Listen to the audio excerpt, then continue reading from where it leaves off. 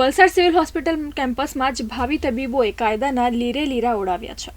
Annual ડેની મસ્તીમાં medical student ભાન ભૂલ્યા અને નિયમોને નેવે મૂકી હોસ્પિટલ કેમ્પસમાં જ ડીજેના તાલે ઝૂમી અને કારમાં ઊભા રહી અને જોખમી સ્ટન્ટ કર્યા હતા. આમ હોસ્પિટલ કેમ્પસમાં મેડિકલ સ્ટુડન્ટનો મસ્તી ધમાલનો વિડીયો વાયરલ થતા બનાવ ચર્ચાનું કેન્દ્ર બન્યો છે.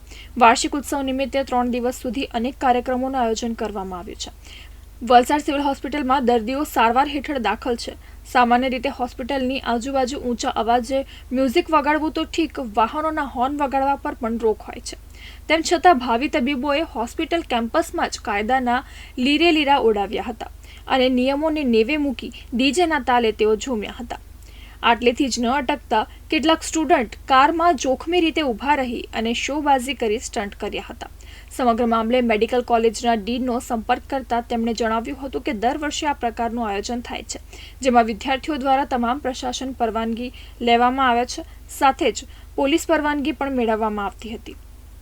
પરંતુ વિદ્યાર્થીઓ દ્વારા હોસ્પિટલના ગેટ પર જ ડીજે વગાડવું અને જુલુસ કાઢવું એ યોગ્ય નથી. સમગ્ર બાબતોને ધ્યાને આવતા હોસ્પિટલ તંત્ર દ્વારા સમગ્ર મામલે તપાસ સમિતિની રચના કરવામાં આવી છે અને તપાસ સમિતિના અહેવાલ બાદ દોષિત વિદ્યાર્થીઓ પર કાર્યવાહી કરવામાં આવશે તેવી બાહેંધરી હોસ્પિટલના ડીન દ્વારા આપવામાં આવી હતી.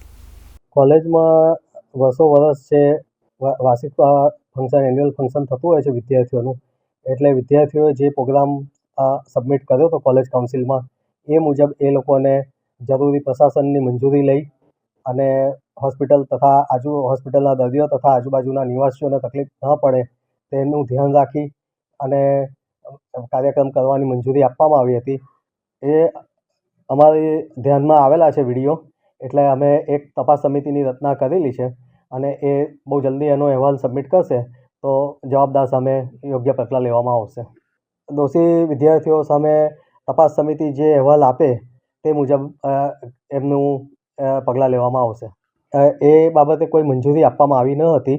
વિદ્યાર્થીઓને ફક્ત કોલેજ સામેના ફૂટબોલ ગ્રાઉન્ડમાં કે જે હોસ્પિટલથી દૂર છે એમાં આયોજન કરવાની મંજૂરી આપવામાં આવી હતી અને લાઉડસ્પીકર બાબતે પોલીસ પ્રશાસનની જે જરૂરી મંજૂરી હોય અને જેટલી મર્યાદામાં એ વાપરવાનું હોય એ પ્રમાણે એ લોકોને મંજૂરી આપવામાં આવી હતી.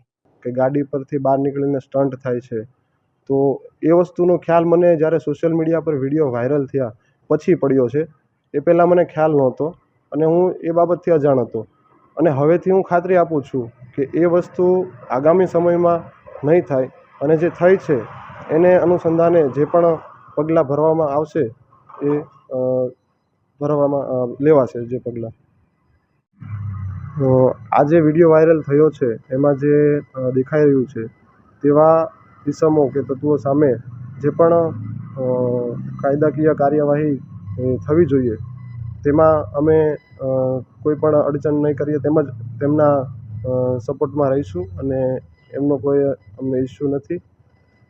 અમારા અજાણતા વસ્તુઓ થઈ છે જે વિડીયો વાયરલ થયા પછી અમને જાણ થઈ છે.